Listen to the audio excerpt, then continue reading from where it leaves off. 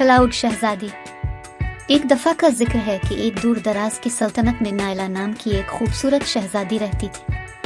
इसे cloud princess के नाम से जाना जाता था क्योंकि वो बादलों को कंट्रोल करने और जब चाहे बारिश करवाने की सलाहियत रखती थी। वो अपने मेहरबान दिल और उसकी जादुई ताकतों की वजह से ममलकत में हर एक से प्यार करती थी। एक दिन जब नाला आसमान से उड़ रही थी, उसने देखा कि बादल गायब हो रहे। वो परेशान थी और उसने तहकीक करने का फैसला किया।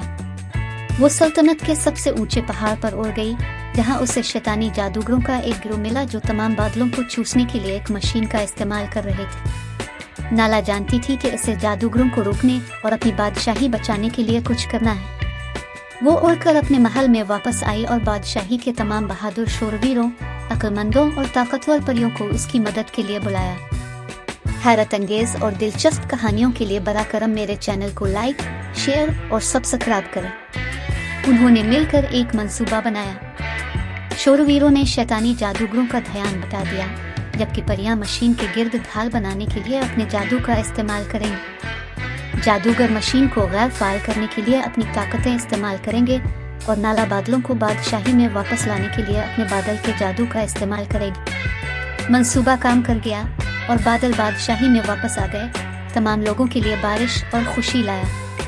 नाला को एक हीरो के तौर पर सराहा गया और ममलकत में हर कोई उसकी बहादुरी और उसकी जादुई ताकतों का शुक्रगुजार था।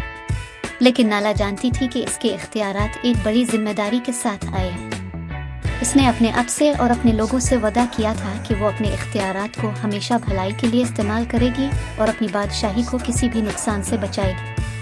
हैरत अंगेज और दिलचस्प कहानियों के लिए बरा करम मेरे चैनल को लाइक, शेयर और सब्सक्राइब करें।